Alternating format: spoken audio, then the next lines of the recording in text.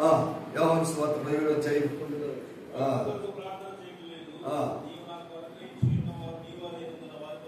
వారు మీ వారై ఉన్నందున వారి కొరకే ప్రార్థన చేయించున్నాను. ఎవరైతే మీ వారై ఉన్నారో, దేవుని వారై ఉన్నారో వారి కొరకే ప్రార్థన చేయించున్నాను అని ప్రభు. ఎవరంటున్నారు ఈ మాట? యేసు ప్రభు అంటున్నటువంటి మాట. అమ్మ విందాం కొంచెం తిరువాకి విందాం, కొద్ది నిమిషాలు ప్రార్థన కొనసాగుతాం. యేసు ప్రభు ప్రార్థన చేస్తూ, యేసు ప్రభు అందరికీ దేవుడు, సర్వమానవాడిని రక్షించుకోవడానికి వచ్చినటువంటి రక్షకుడు ఆయన. కానీ స్వయంగా ఆయనే చెప్తున్న మాట, యేసయ్య చెప్తున్న మాట ఏంటంటే, నేను అందరి కొరకు ప్రార్థన చేయటం లేదు అంటున్నారు ఆయన. ఇది మన దృష్టికి అంత మాత్రం న్యాయం కాదు. ఒక సేవకుడే ఎవరైతే వారి కొరకు ప్రార్థన చేయాలి, ఎవరు కోరితే వారి కొరకు ప్రార్థన చేయాలి. మరి అలాంటప్పుడు యేసయ్య ఆయన రక్షకుడిగా వచ్చి నేను కొంతమందికే ప్రార్థన చేస్తాను అలాంటి సబబు కాదు కదా.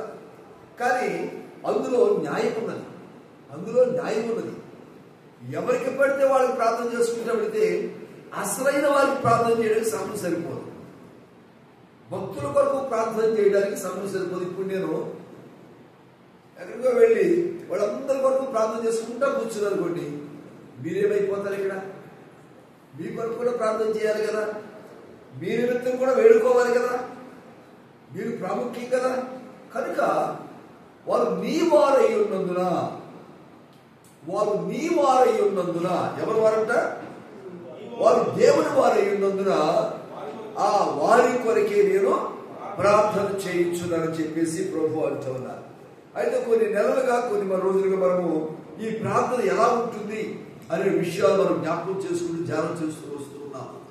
సరే, మన బైబిల్లో ఉన్న ఉపవాస ప్రార్థనలు ఉన్నాయి, పట్టుదలతో ప్రార్థనలు ఉన్నాయి, నిలకడ ప్రార్థనలు ఉన్నాయి, ఆన్లైన్ ప్రార్థనలు ఉన్నాయి, అత్యవసర ప్రార్థనలు ఉన్నాయి, ఎమర్జెన్సీ ఉన్నాయి, రకరకాలు ఉన్నాయి. అవన్నీ చూస్తున్నాం, బైబిల్ చూస్తున్నాం. అవి కాకుండా ఇంకా ప్రార్థనలో ప్రత్యేకించి ఎటువంటి విధానంలో యేసయ్య మన నిమిత్తం అయితే ప్రార్థన చేశారో అటువంటి ప్రార్థన యొక్క లక్షణాలు ఏవైతే ఉన్నావో వాటిని మనం ధ్యానం చేస్తా ఉన్నాం. ఎందుకంటే యేసయ్యే ప్రార్థన చేయడానికి ఆ క్యారెక్టర్, ఆ లక్షణాలు కలిగి ఉన్నాడు. ఆ క్యారెక్టర్ కలిగి అలాంటి ప్రార్థన చేస్తేనే ఆయన ప్రార్థన ఆలకించబడింది, అంగీకరించబడింది. మన మీద తూతు మంత్రంగా ప్రార్థన చేశారు అంటే ఆ ప్రార్థన దేవునికి అంగీకార యోగ్యం కాకపోతే, దేవుని దగ్గరికి వెళ్ళకపోతే, నువ్వు ఎంతసేపు ప్రార్థన చేస్తే, ఆల్రెడీ చేసినా, ఓల్డేజ్ చేసినా దానికి విలువ లేదు, అది ప్రార్థన కాదు. కనుక ప్రార్థన చేయటంలో పద్ధతులు ఉన్నాయి, భంగిమలు ఉన్నాయి, క్రమం ఉన్నది, విధానం ఉన్నది. దాన్ని ఖచ్చితంగా ఆచరించాలి. ప్రార్థనలో ఎలా పడితే అలా చేసేది ప్రార్థన కాదు. పై అధికారులకి వెళ్ళి ఒక విజ్ఞప్తి లేదా ఒక ఏమంటుందని అర్జీ, ఒక అప్లికేషన్ సమర్పించినప్పుడు ఎంత వినయంతో సమర్పిస్తాం. వాళ్ళ గుమ్మం గేట్ దగ్గర నుంచి కూడా దండాలు పెట్టుకుంటూ వెళ్తాం కదా, వంగి వంగి వెళ్తాం కదా,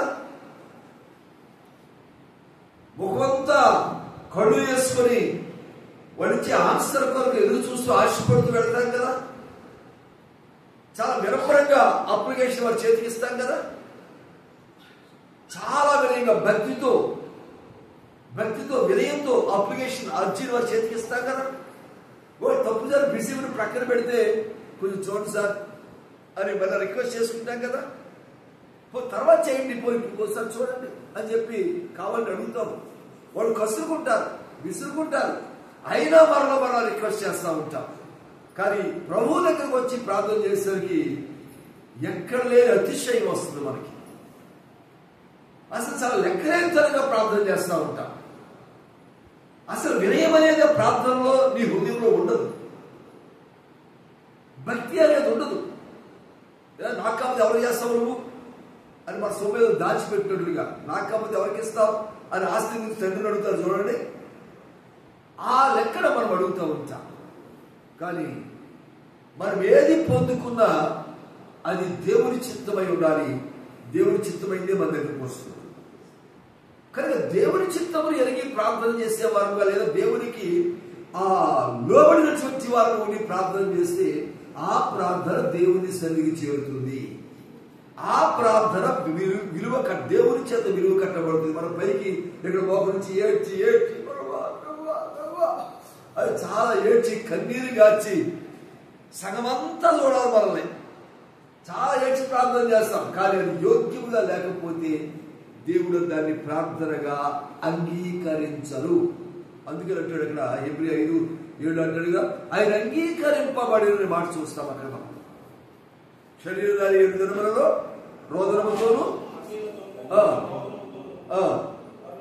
మరణం నుంచి రక్షింపగల వారికి యాచనలు ప్రార్థన సమర్పించినందున ఆయనకు భయభక్తులు కలిగి ఉన్నందున ఆయన అంగీకరింపబడెను.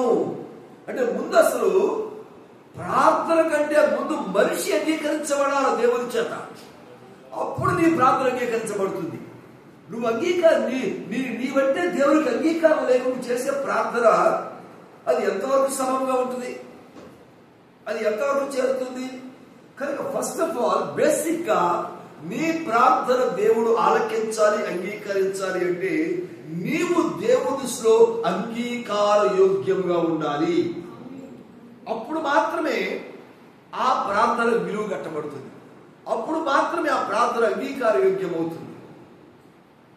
కనుక ఎవరు అంటే అందుకంటాడు, వారు నీ వారై ఉన్నందున వారి కొరకు మాత్రమే ప్రార్థన చేయించున్నారు అంటున్నాడు. అపోస్తలుల కార్యంలో మాట చూద్దాం. అపోస్తలుల కార్యములు 12వ అధ్యాయము చూద్దాం.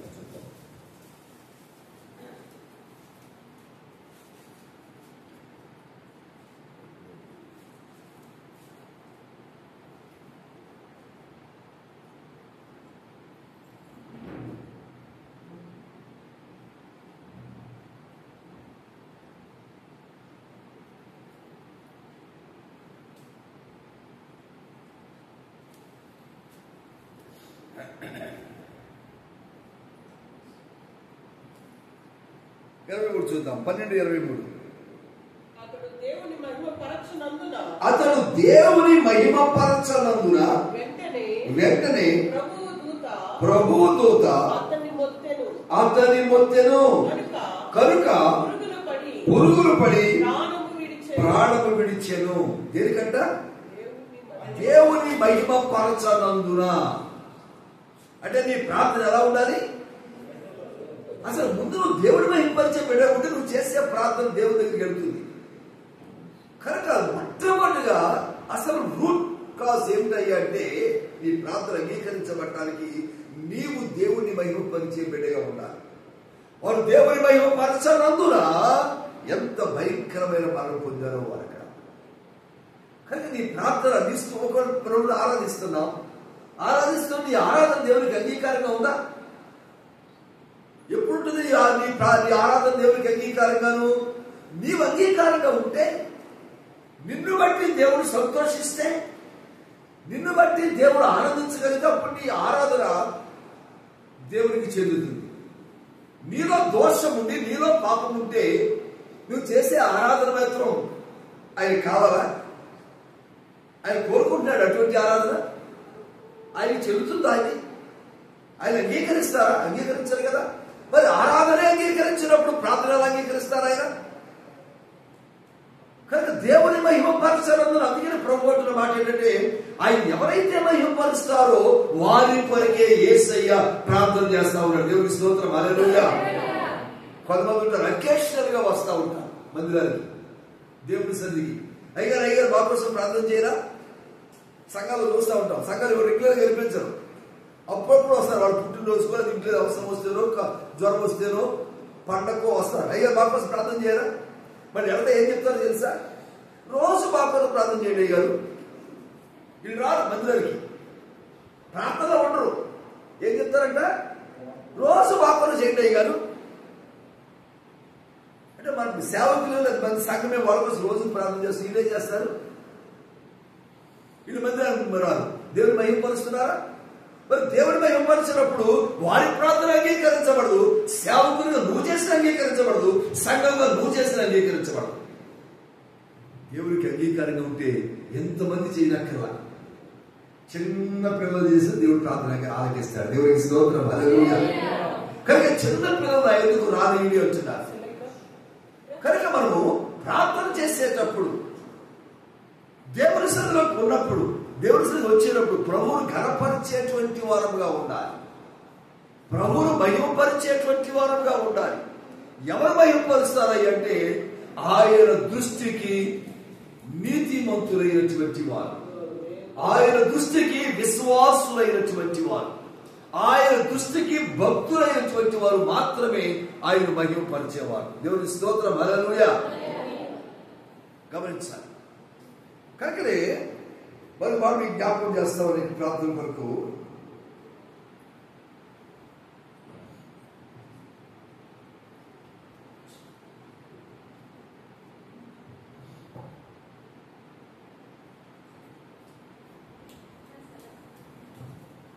అధ్యాయం 37 అపోస్తల కార్యాలు, అపోస్తల కార్యాలు 20 అధ్యాయం 37 వచ్చిన.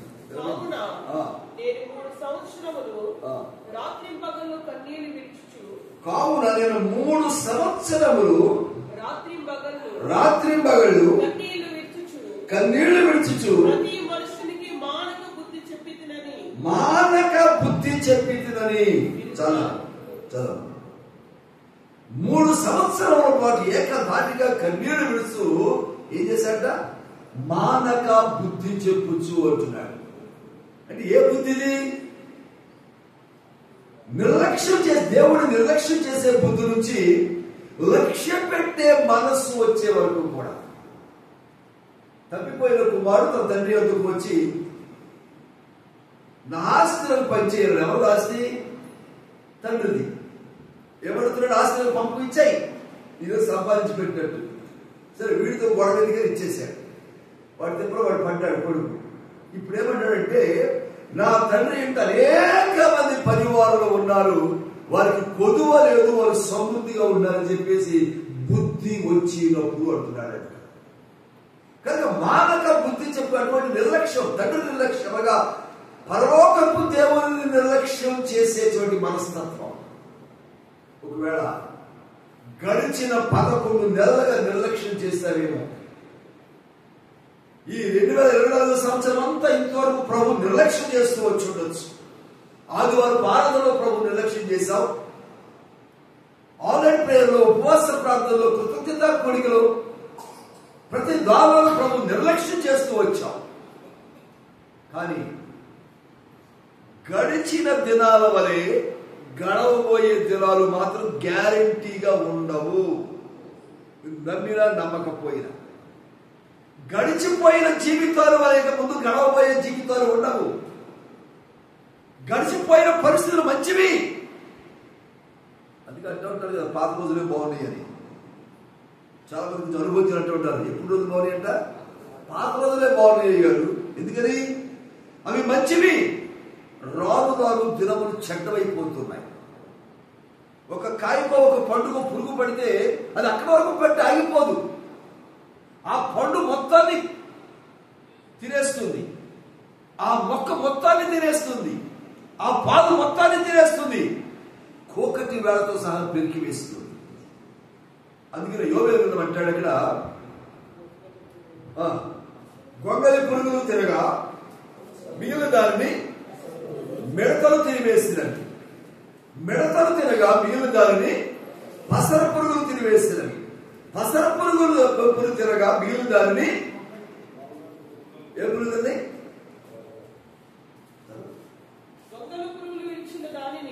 చెప్పడం యోవేలు 2వ అధ్యాయం 2వ వచనం, 4వ వచనం. గొంగలి పురుగులు విడిచిన దానిని మిడతలు తినివేసి ఉన్నవి, మిడతలు విడిచిన దానిని పసర పురుగులు తినివేసి ఉన్నవి, చీడ పురుగులు తినివేసినవి.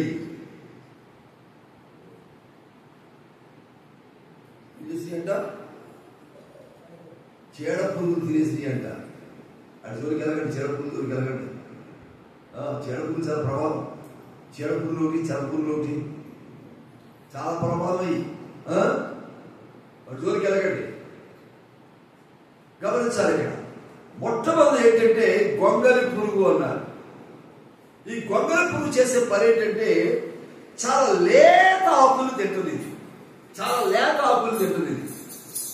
ఆ గొంగలి పురుగులు తిరగా చెట్టున లేత ఆకులు తినివేయగా మిగిలి కొన్ని ముదిరిపోతా ఉంటాయి. ఇక అవి తినలేక తెలియని వాటి కొరకు అంటే మిడతలు వస్తాయి అంట. మిడతలు వస్తాయి. ఆ మిడతలు ఏం చేస్తాయి అంటే అవి పాక్కుంటా రావు, గాలిలో ఎగురుకుంటా వస్తాయి రెక్కలతో. వాటికి కాళ్ళు కూడా ఉంటాయి. టపావనేది టకేలు పడుతుంది ఆకు మీద. చక్ చక్ చక్ చక్ చక్ చక్ చక్ చక్ తినేస్తాయి. మిడత దొడ్డు వచ్చిందంటే కొన్ని హెక్టార్లో పంట కొన్ని నిమిషాల్లో పంట నాశనం అయిపోతుంది. చాలా వేగంగా తింటాయి అవి ఆకుల్ని. పంట నాశనం చేసేస్తాయి.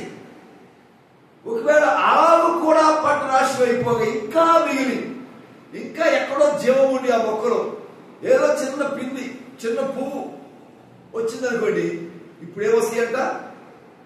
పసర పురుగులు వస్తాయి.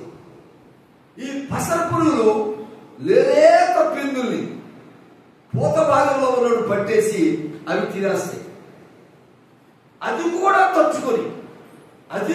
తట్టుకొని ఎలాగో బలపడి ఎలాగో ఉండి ఎలాగో జాగ్రత్త పడి ఎలాగో పొదుపు చేసుకొని ఆ కాయ కొంచెం వచ్చిన పిండి తట్టుకుని కొంచెం కాయ ఫలం పండులాగా అవుతుంది అనుకోండి.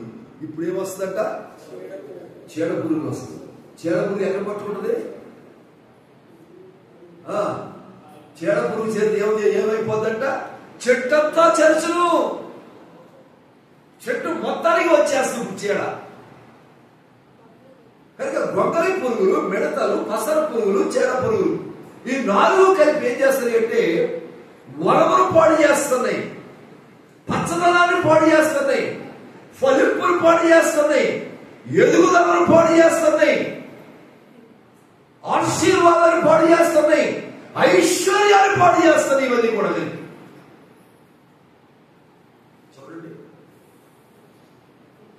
మీకు ఫోన్ కాల్ వస్తుంది. ఫోన్ కాల్ వచ్చినప్పుడు మేడం మేడం మీ పేరు పలానా కదా, మీకు లాటరీ తగ్గింది మేడం అంటారు. ఏం తెలియదంట? లాటరీ తగ్గింది. లాటరీ తగ్గదా మాకు ఎక్కడ లేదంతా ఉత్సాహం వచ్చేస్తుంది.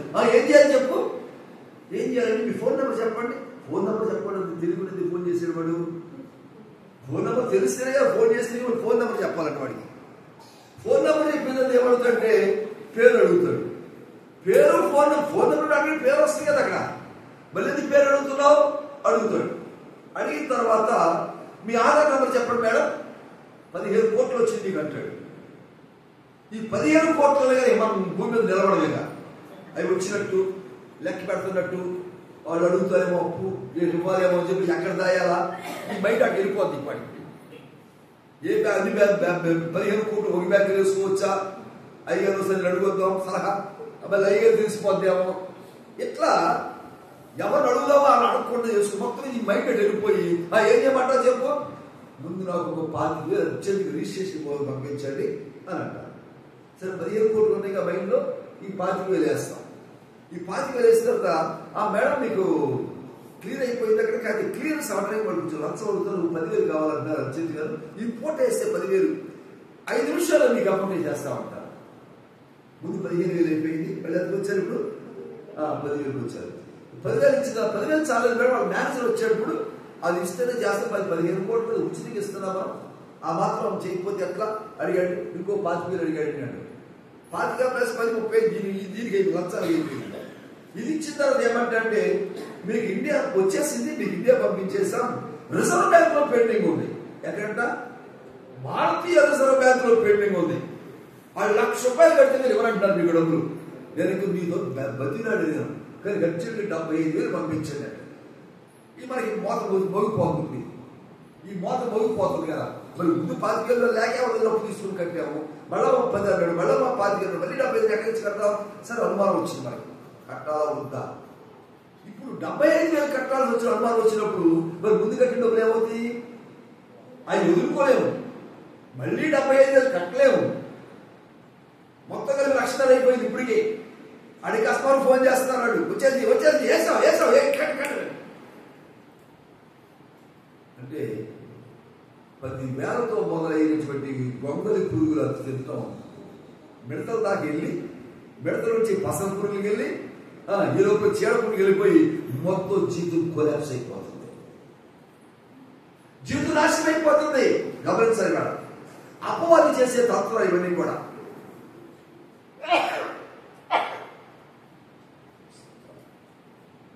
అపవాది కొంచెంగా నీళ్ళను ప్రవేశించి, గమనించాలి, చిన్నపాటి నిర్లక్ష్యాన్ని, ఎక్కువ కాదు, కొంచెమే, అసలు నిర్లక్ష్యంగా తోచదు, అది నిర్లక్ష్యంగా తోచదు. మీకు సంగతి చెప్తాను. నేను గడిచిన 3 రోజులు ప్రయాణంలో ఉన్నాను కదా, ఎక్కడ తిన్నాను, ఎప్పుడు తిన్నాను, ఎక్కడ ఉన్నాను, ఎక్కడ పడుకున్నాను, ఎప్పుడు లేచాను, ఎప్పుడు కాఫీ తాగాను, మధ్యాహ్నం నుంచి టీ తాగుదామంటే వాళ్ళగా కాఫీ దగ్గర పైకి వచ్చాను. మరి ప్రయాణం టెన్షన్, పక్కన ట్రైన్ అందుందో లేదా, ట్రైన్ ఉందో లేదు, లేకపోతే బస్కి వెళ్ళాలా, రాత్రి ఇక్కడ ఆన్లైన్ ట్రైన్ వచ్చారు, ఈ టెన్షన్ వస్తుంది. తాగుదాం అంటే డ్రైవర్ ఎక్కడ ఆపుతున్నాడు, వద్దు ముందు పోనీ అన్నాను, అందుకోవాలి. కాబట్టి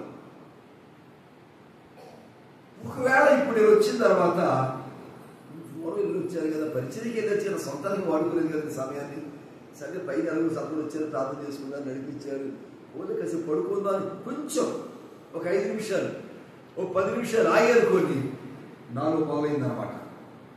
4 గొంగల పురుగులు మొదలైంది.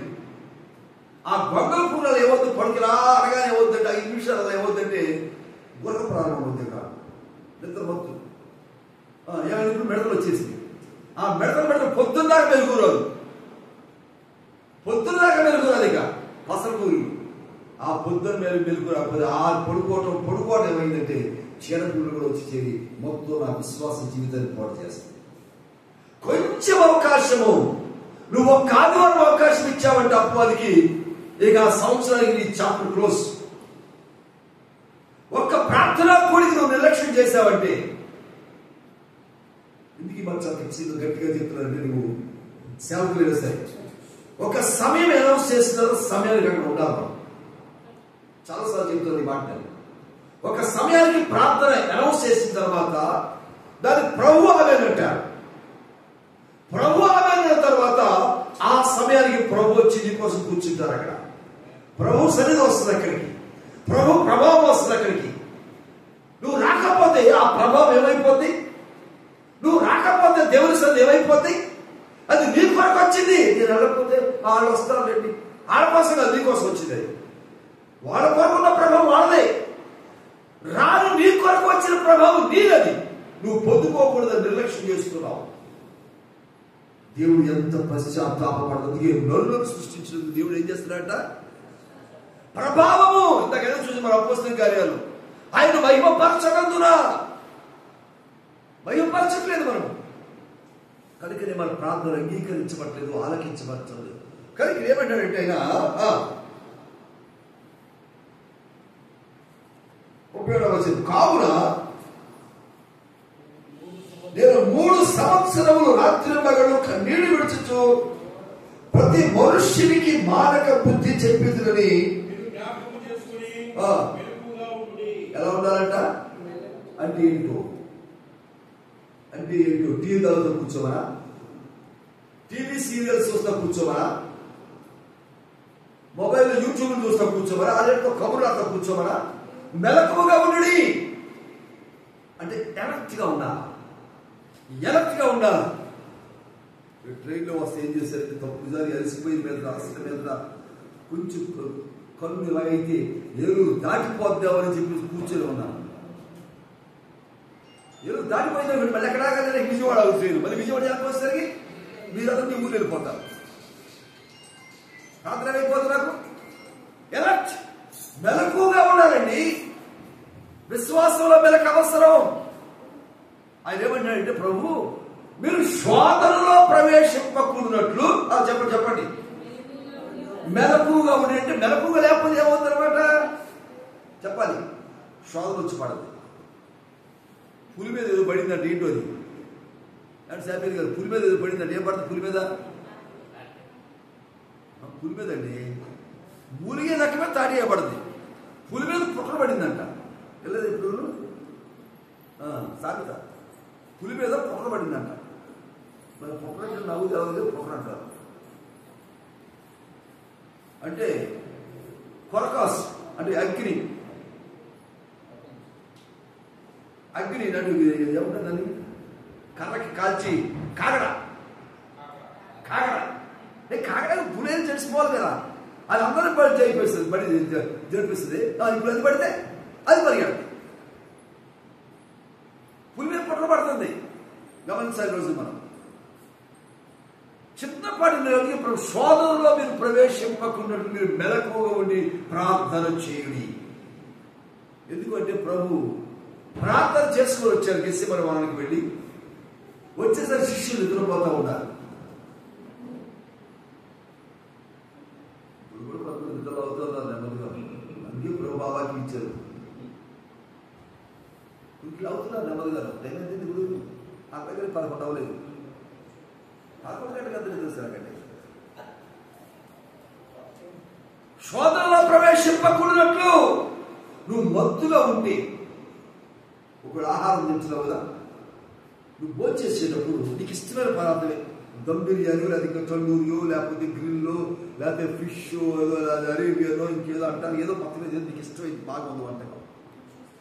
అయినా సరే కడుపు నిండా తినకూడదు. దేవుని కొరకు కడుపు కాస్త ఖాళీగా పెట్టుకోవాలి. ఎందుకంటే కడుపు బిర్రుగా తింటే ఏమో తెలుసా, నీకు తెలియకుండానే నీ శరీరం మత్తుకులో అవుతుంది, నీకు తెలియకుండా కడుపు పడతాయి. శోధనలో ప్రవేశిస్తున్నావు, జాగ్రత్త. ప్రభు అంటున్నాడు అన్నిటి విషయాల్లో మితంగా ఉండాలంట. అన్ని విషయాల్లో ఎలా ఉండాలి? మితంగా ఉండాలి. లోక విషయాల్లో మనమేమో భక్తి విషయంలో మితంగా ఉంటాం. ఇది ప్రాంతం చాలండి, నెలలో ఒక ఆదివారం చాలండి, 7 గంటల ప్రాంతం రోజు ప్రతి నెల రావాలా? చూసారు జనవరిలో, మళ్ళీ జనవరికి వస్తానులే. భక్తిలో మనము లిమిటెడ్గా ఉంటాం. కాదు, లోక విషయాల్లో మితముగా ఉండాలి. భక్తిలో పరిపూర్ణతలోకి, సంపూర్ణతను వెళ్ళిపోవాలి. దేవుని స్తోత్రం చేద్దాం. హల్లెలూయా. వెళ్ళకపోతే శోధన, జాగ్రత్త. ఆ శోధన ఎలా ప్రారంభమవుతుందంటే కొంచెముగా గొంగల పురుగుతో స్టార్ట్ అయ్యి చీడ పురుగు దగ్గర వెళ్ళి మొత్తం కొలాప్స్ చేస్తుంది. కానీ ఇదే అధ్యాయం 19వ వచనంలో వచ్చాడు. 19వ వచనం అపోస్తలుల కార్యాలు 20:19. నాకు శోధనలు సంభవించినను కన్నీళ్లు విడుచుచు పూర్ణమైన వినయ భావముతో నేను ఎలాగుల ప్రభువును సేవించుచుంటినో. చెప్పడం ఒకసారి దేవునికి స్తోత్రం. హల్లెలూయా, హల్లెలూయా. నాకు శోధనలు సంభవించినప్పటికీ, నేను శోధన ప్రమాదంలో పడిపోయినప్పటికీ, నాకు నెమ్మది లేకపోయినప్పటికీ, నేను ఆందోళనలో ఉన్నప్పటికీ, నాకు కొదువ ఏర్పడినప్పటికీ, నాకు అనారోగ్యము కలిగినప్పటికీ, నాకు అప్పులు పెరిగిపోయినప్పటికీ, బలహీనతలు ఎక్కువైనప్పటికీ, కుటుంబంలో నెమ్మది లేకపోయినప్పటికీ, భార్యాభర్తల మధ్య సరైన సమాధానం లేకపోయినప్పటికీ, బిడ్డలు సరిగా చేతికి రాకపోయినను, పువ్వులు పుష్పించకపోయినను, పంట పండినను పండకపోయినను, పాలు దొరికినను పాలు దొరకకపోయినను, తేనె ఉన్నను లేకపోయినను, ఏది ఉన్నా ఏది లేకపోయినా, ఏది అన్నా పూర్ణ వినయ భావముతో నేను ఆయన సేవిస్తూ ఉన్నాను. దేవునికి మహిమ కలుగును. పూర్ణ ఏమున్నాయి శోధనలో ప్రవేశించాను, అయినా సరే వినయముతో ఆయన సేవించకుండా ఉండలేను నేను. అందుకనే అపోస్తలులు గారిని, ఆయన పౌలు గారిని జ్ఞాపకం చేసుకోకుండా విశ్వాస యాత్ర ఎవ్వరికి ముందుకు సాగదు. దావీదు గారు సేవించాడు, అలాగా తర్వాత పౌలు గారు సేవిస్తా ఉన్నారు. దావీదు గారు సేవించాడు కనుకనే ప్రతి రాత్రి నేను కన్నీరు మూలుగుచు అలసి ఉన్నారు అంటున్నాడు. ఎక్కడ వచ్చి పెడతాను, ప్రతి రాత్రి నేను మూలుగుచు అలసి ఉన్నాను, నా కన్నీళ్లతో నా పరుపు కొట్టుకుని పోవచ్చున్నది. అమ్మా కీర్తనలండి అమ్మా, కాదు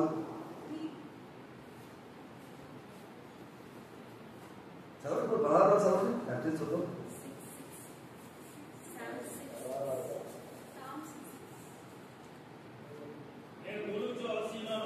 ఎక్కడ అది కీర్తన 6:6. నేను మూలుగుచు అలసి ఉన్నాను, ప్రతి రాత్రి కన్నీరు విడిచుచు నా పరుపు తేల చేయించున్నాను. నా ప్రశ్న ఏంటంటే, దావీదు గారి కంటే కూడా ఎక్కువ కష్టంగా ఉన్నావు. నాకు తెలుసు, అసలు దేవుడికి కూడా తెలుసు. మరి ఆయన ఆ ప్రార్థన చేసినప్పుడు నువ్వు కూడా అదే ప్రార్థన చేస్తున్నావా లేదా? దావీదు చేశాక ప్రార్థన, ఆయనకి ఎక్కువ కష్టాలు ఉన్నాయిగా. పైగా ఆయన ప్రవచనం ఉంది, ఆయన వాగ్దానం ఉంది, దేవుడు దర్శించాడు, గొర్రెలు కాచుకునేప్పుడు దేవుని యొక్క బలాన్ని పొందుకున్నాడు, వాగ్దానం ఉంది, వాగ్దాన పుత్రుడు. అటువంటి దావీదే ప్రతి రాత్రి ప్రార్థన చేసి అలసిపోతున్నాడంట. మనం తిని అలసిపోతున్నాం, మనం. రేపు మధ్యాహ్నం దాకా తినాల్సింది కూడా ఈవేళ తింటాం కదా, రాత్రి చేస్తాం. ఎల్లుండి తినాల్సింది కూడా ఈవేళ తింటాం.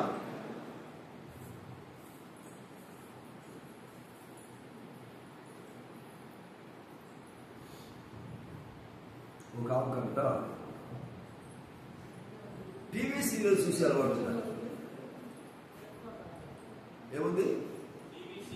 టీవీ సీరియల్ చూసి అలవాటు ఉందంట. ఆ టీవీ సీరియల్ పాపం ఆ రోజు మంగళవారం బుధవారం అంటారు కదా, ఇది వస్తాయి కదా, ఆ రోజు ప్రకారం ఇది వస్తుంది, ఆ ఎపిసోడ్ లాగే వస్తూ ఉంటే రేపటి ఎపిసోడ్ వరకు ఇవాళ అవసరం పడిందంట. రేపు ఏమిస్తారు టీవీలో, రేపు ఏమొస్తుంది ఎపిసోడ్. ఇవాళ పట్టుకోలేక, ఆపేక్ష తట్టుకోలేక, ప్రేమ చంపుకోలేక, దానికోసం ఎదురు చూడలేక టెన్షన్ వచ్చేస్తుంది. ఏమైపోతుంది? అంతా కోడల మధ్య ఏమైపోతుంది? రేపు ఏం జరగబోతుంది, రేపు వచ్చే రోజు అది ఏమి చూపిస్తారు. అది టెన్షన్ తట్టుకోలేకంట వాడు ఫోన్ చేసిందంట, ఆ సినిమా వాళ్ళు ఫోన్ చేసి రేపు ఏమి చూపిస్తున్నారు మీరు, ఏమో రేపు వేస్తాం కదా, కాదు కూడా ఏం చేసిందో కావాలంటుంది, రేపు దాన్ని తట్టుకోలేని చెప్పండి అంటుందంట. ఎంత ఆతుతుంది! రేపు వచ్చే సీరియల్ కోసం ఇవాళ అడుగుతున్నావే, రేపు తినాల్సిందని ఇవాళ చెప్తున్నావే. గడిచిన సంవత్సర కాలంగా చేయవలసిన ప్రార్థన ఏది? గడిచిన సంవత్సర కాలంగా నువ్వు చూపించవలసిన భక్తి ఏది? గడిచిన సంవత్సర కాలంగా నువ్వు చూపించవలసినటువంటి వినయం ఏది ప్రభు పట్ల? ఎన్నిసార్లు ప్రభు సన్నిధిని ఎగ్గొట్టేశావు? ఎన్నిసార్లు ప్రభు నిర్లక్ష్యం చేశావు? ప్రభు సన్నిధిని ఎన్నిసార్లు ప్రభు మాట నిలబడకుండా, నెరవేర్చబడకుండా నువ్వు అడ్డుకున్నావు? ఎన్నిసార్లు ప్రభు నిన్ను బట్టి అవమానించబడ్డాడు? ఎన్నిసార్లు ప్రభు నీకు అంత త్యాగం అయిపోయి నీ నిమిత్తం రిక్తులు అయిపోయాడు ఆయన. అయినా సరే ఇంకా ఆ ఆస్తిని ఖర్చు పెట్టడం బుద్ధి వచ్చింది, కానీ మనకు బుద్ధి రావడం లేదు. బుద్ధి వస్తే ఏం చేస్తామన్నాను? ఏమంటాడు ఆయన? పూర్ణమైన వినయ భావముతో కన్నీళ్లు విడిచుచు. ప్రార్థన ఎలా చేయాలంట? పూర్ణమైన వినయంతో కన్నీటితో ప్రార్థన చేయాలి. నీ ప్రార్థనకు కన్నీళ్లు కావాలి. ముఖ్యంగా ఆడపిల్లలు చాలాసార్లు ఏడుస్తూ ఉంటారు. నాన్నక బాగోకపోతే ఏడుస్తారు, భర్త కోపడితే ఏడుస్తారు, పిల్లలు ఎదురు తిరిగితే ఏడుస్తారు, పుట్టింటి బాగోకపోతే ఏడుస్తారు, గోడంత టీవీ కొనకపోతే ఏడుస్తారు, ఇంట్లో ప్రెషర్ కుక్కర్ కొనకపోతే ఏడుస్తారు, సెల్ ఫోన్ స్మార్ట్ ఫోన్ కొనకపోతే ఏడుస్తారు. ప్రతిదానికి ఏడుస్తూనే ఉంటారు ఆడపిల్లలు. ఈరోజు మొగడు కూడా అలాగే తయారయ్యారు. వాటి వరకు ఏడుస్తున్నాం. కాదు కాదు కాదు కాదు ఎక్కడ ఏడవాలా? పూర్ణ వినయ భావముతో కన్నీటితో ప్రార్థన చేసినప్పుడు దావీదు గారు గొర్రెల కాపరి నుంచి ఎక్కడికి వెళ్ళాడంటే ఆయన మహారాజు అయిపోయాడు. చెప్పడం ఒకసారి దేవునికి స్తోత్రం, హల్లెలూయా. ఆయన మహారాజు అయ్యాడండి. కాబట్టి ఆయన ఒక్కడే కాలేదు, ఆయన కుటుంబమే ఆశ్రయించబడింది. 2 సమూయేలు 7:9 అంటాడు కదా, 2 సమూయేలు 7:9 అంటాడు.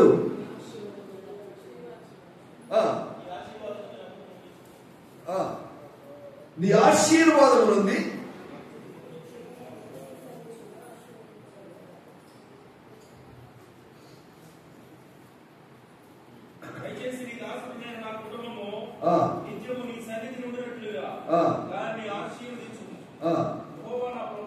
యెహోవా నా ప్రభువా, నీవు సెలవిచ్చి ఉన్నావు, నీ ఆశీర్వాదం నుండి నా కుటుంబము నిత్యము ఆశీర్వదింపబడును గాక. దేవుని స్తోత్రం, హల్లెలూయా. ఆ కుటుంబం ఆశీర్వదించబడిందండి. యుద్ధం చేసింది దావీదే, కన్నీళ్లు వచ్చింది దావీదే, పరుపు తేలియాడ చేసింది దావీదే. కానీ ఆశీర్వాదం ఎంతమంది మీదకి వచ్చింది? తరతరాలకు నిలిచి ఉండే ఆశీర్వాదం వచ్చింది. దేవునికి స్తోత్రం, హల్లెలూయా. తరతరాలకు నిలిచి ఉండే ఆశీర్వాదం వచ్చింది. నెహెమ్యా గ్రంథం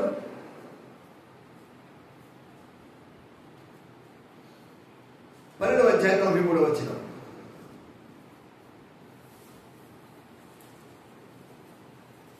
నెహెమ్యా గ్రంథం 12వ అధ్యాయం 43వ వచనం.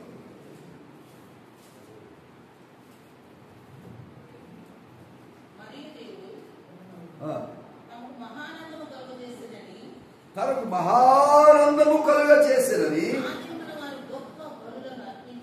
ఆ దినమున వారు గొప్ప గొప్ప బలులు అర్పించి సంతోషించిరి. చూద్దాం. వారి భార్యలు పిల్లలతో కూడా సంతోషించిరి. చదవడం ఒకసారి. వారి భార్యలు పిల్లలతో కూడా సంతోషించిరి. సరే, అంటే భార్య బిడ్డలతో భర్త, భర్త బిడ్డలతో భార్య, తల్లిదండ్రులతో బిడ్డలతో కలిపి వారు సంతోషంగా గడపడానికి ఈ రాత్రి ఏమవసరం అంటే పూర్ణ వినయముతో కూడుకున్నటువంటి కన్నీటి ప్రార్థన అవసరం. పూర్ణ వినయం అంటే పూర్తిగా దేవుని లొంగిపోవాలి, పూర్తిగా లోబడిపోవాలి. నీదంటూ ఏమి పూర్తిగా సరెండర్ అయిపోవాలి దేవుడికి. నువ్వు మోకరించినప్పుడు పూర్తిగా సరెండర్ అయిపోయి వినయముతో, పూర్ణ వినయముతో కన్నీళ్లతో ప్రార్థన. నువ్వు కన్నీళ్లు గారుస్తూ ఉంటే ఆ కళ్ళలో, ఆ నీళ్ళలో నుంచి నీలో ఉన్న దేవునికి ఆయాసకరమైన ప్రతిదీ కూడా ఆ కన్నీటిలోంచి కారిపోవాలి. కన్నీరు ఊరిని మెడలో నీళ్లు పోసారు. అక్కడ అందరూ శుభ్రం పోస్తున్నారు మెడలో. అక్కడ నీళ్లు పోస్తారు. చివరికి ఏమొస్తే ఏ నీళ్ళు వస్తే చెప్పడానికి మంచినీళ్ళు ప్రారంభం అవుతాయి. ఇక్కడ చివరికి వచ్చేసరికి మురికి నీళ్ళు వస్తాయి. ఎక్కడ మురికి? చేరుకున్న పేరుకుపోయిన మురికంతా కారుకుంటా వస్తూ ఉంటుంది. అక్కడ నీ లోపల హృదయంలో పేరుకుపోయిన మురికంతా నీ కన్యల ద్వారా బయటికి కారిపోవాలి. దాన్ని బయటికి వెళ్ళగక్కడం అంటారు. పూర్ణ వినయం కలిగితేనే తప్ప ఈ కార్యం జరుగుతుంది నీలో. ఈ కార్యం జరిగితేనే తప్ప నీలోకి ప్రార్థన రాదు. ఆ ప్రార్థన వస్తేనే తప్ప నువ్వు ఆశీర్వదించబడవు. కనుక నీ ఆశీర్వాదం దినాలు నిత్యముల కుటుంబం నీ సన్నిధిలో ఆశీర్వదించబడ్డట్లుగా అని పూర్ణ వినయంతో దాని ప్రార్థన చేస్తున్నాడు. అందుకే మొదటి వృత్తాంతాల గ్రంథాలు 17వ అధ్యాయం, మొదటి వృత్తాంతాలు 17వ అధ్యాయము 26-27 వచ్చి చూద్దాం.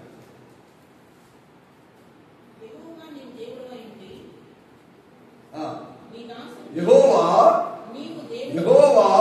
నీవు దేవుడు అయ్యుండి నీ దాసునికి ఈ మేలు దయచేసి సెలవిచ్చి ఉన్నావు. చెప్పడం ఒకసారి. ఈ సంవత్సరంలో ఈ డిసెంబర్ నెల ఈ ఆఖరు 7 గంటల ప్రార్థనలో ప్రభు ఇస్తున్న వాగ్దానం, ప్రభుని ప్రేమించిస్తున్న వాగ్దానం చూద్దాం.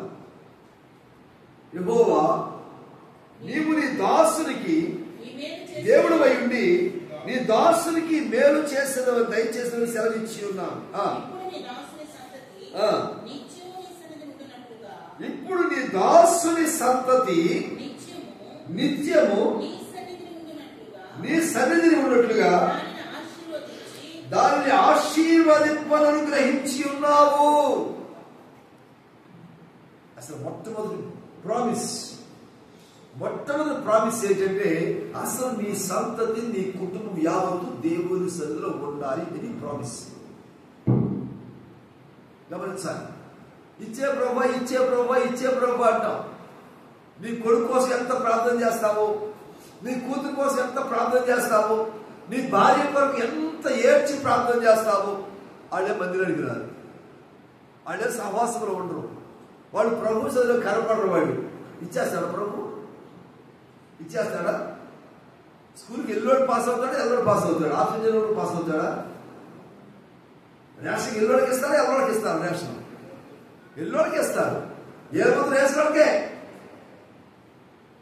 నీ పిల్లలు రారు, నీ భర్త రాడు, నీ భార్య రాదు. ఏం చేయాలట? ప్రార్థన చేసేయాలి. సగమంతా ప్రార్థన చేసేయండి గారు మా అబ్బాయి కోసం.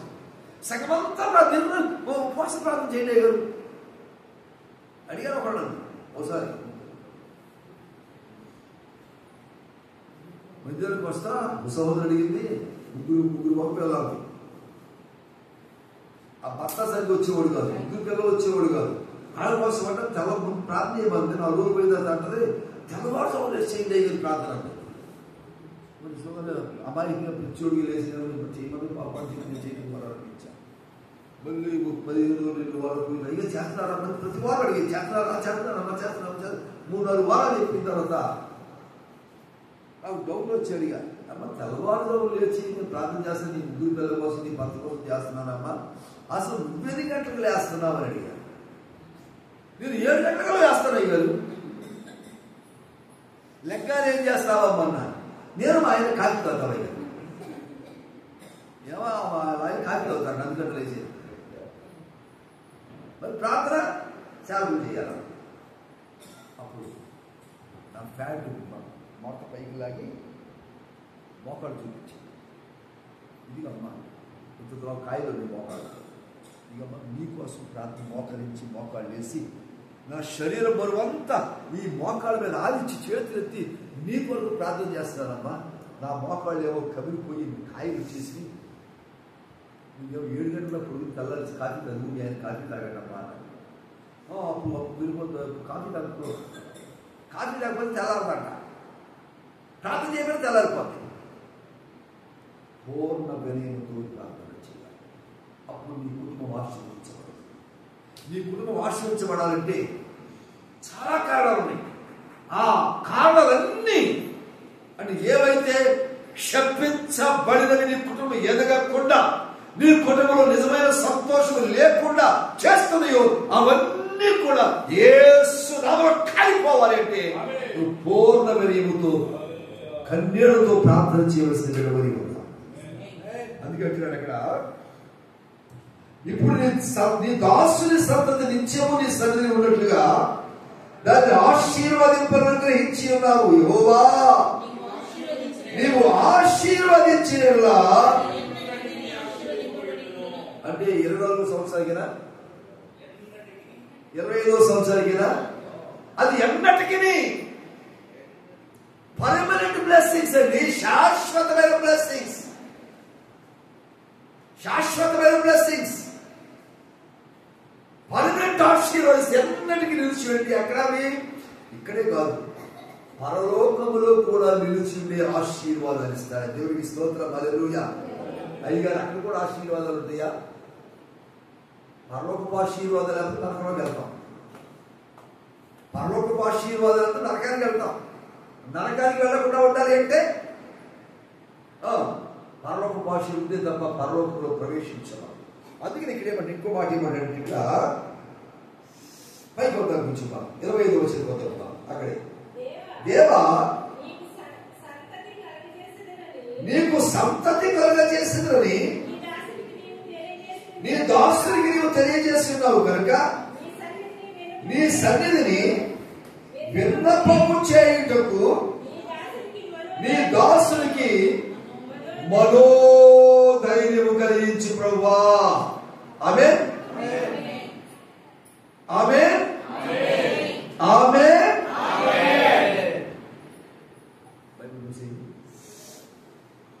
బైబిల్ మూసేది దేనికి ఆమె చెప్పారు? చెప్పమ్మా, దేనికమ్మా ఆమె చెప్పారు? చెప్పకూడదు. దేనికమ్మా? వెనక పిలుచుకోవాలి. దేనికి? అదే దేవుని సన్నిధి, అదే పూర్ణమని ఏమంటది? దేవుని సన్నిధిలో కాసేపు కూడా మనం ప్రభుత్వం ఉండకపోతే పూర్ణమని ఎక్కడ మనకి మన ప్రార్థన ఏమైపోతుంది? ఆలకిస్తారు ప్రభు. అందుకే ఏం కావాలంటే మనోధైర్యం కావాలంట. వాక్యం వినాలి, వాక్యం వినాలి. నీ వాక్యము నా పాదములకు దీపము, ఆయన తన వాక్కును పంపి వారిని బాగు చేశాను. ఆ వాక్యమే శరీరధారి అయి మన మధ్యలో మరి ఎందుంటే వాక్యాన్ని మనం నిర్లక్ష్యం చేస్తే దేవుడు నిర్లక్ష్యం చేస్తున్నాం. For what this prayer? ఈ 7 గంటల సేపు ప్రార్థన దేని కొరకు? మనకి నిర్లక్ష్యం చేసుకున్నప్పుడు అక్కర్లా. కనుక మనోధైర్యం కలిగించు ప్రభువా, మోకరిద్దాం. ఈ మనోధైర్యం కొరకు ప్రార్థన చేద్దాం. దావీదు గారు అడుగుతున్నాడు, మనోధైర్యము, నీ సన్నిధిలో విన్నపము చేయడంలో మనోధైర్యం కలిగించు ప్రభువా. పౌలు గారు అన్నాడు, పూర్ణ వినయముతో కన్నీళ్లతో నేను ప్రార్థన చేయాలంటున్నాడు ఆయన. కనుక ఈరోజు మనం నేర్చుకుని ఏంటంటే పూర్ణ వినయముతో ప్రార్థన చేస్తూ మనోధైర్యము కలిగి విన్నవించుకున్నప్పుడు నీ కుటుంబ పక్షిగా దేవుడు కార్యములు జరిగిస్తా ఉన్నాడు. అంటున్నాడు, ఇప్పుడు నీ దాసుని సంతతి నిత్యముని సన్నిధిగా దాన్ని ఆశీర్వదింప అనుగ్రహించి ఉన్నావు.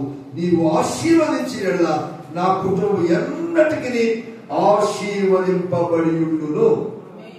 ఈ సంవత్సరం వరకు దేవుడి వాగ్దానం ఇస్తున్నాడు. అట్టి ప్రార్థన ఇప్పుడు చేస్తూ ఉండగా సంఘంలో చేరవచ్చిన ప్రతి ఒక్కరూ ఈ ప్రార్థన అంగలార్చి చేస్తూ ఉండగా, పూర్ణ వినయముతో చేస్తూ ఉండగా, కన్నీళ్లతో చేస్తూ ఉండగా, ఏడ్చి చేస్తూ ఉండగా, వినమ్రంగా చేస్తూ ఉండగా, విన్నపము చేస్తూ ఉండగా, మనోధైర్యం కలిగి నిబ్బరము కలిగి ప్రార్థన చేస్తూ ఉండగా. మనోధైర్యం ఏంటండి? అవును, మనోధైర్యం ఏంటంటే నువ్వు మోకరించి ప్రార్థన చేస్తున్నప్పుడు వేరే ఆలోచన రాకుండా నీవు నీ దేవుడే ఉండాలి. ఎదురు బదులుగా నీకెవరో నీ కనపడకూడదు, ఇక నీళ్ళు గుర్తు రాకూడదు, నీ ఇంట్లో వాళ్ళ కుటుంబం గుర్తు రాకూడదు. కనీసం మందిరంలో మోకరించాల్సిన మర్చిపోయి ప్రభువుతో ఏకీభవించి ప్రార్థన చెయ్యి. నువ్వు మోకరించగానే నీ ముందుకి ప్రభువు వచ్చి ఉండదు గాక. నువ్వు కన్నీళ్లతో ప్రార్థన చేస్తూ ఉండగా ఆయన సన్నిధి నీ ప్రార్థన కొరకు దిగి వచ్చును గాక.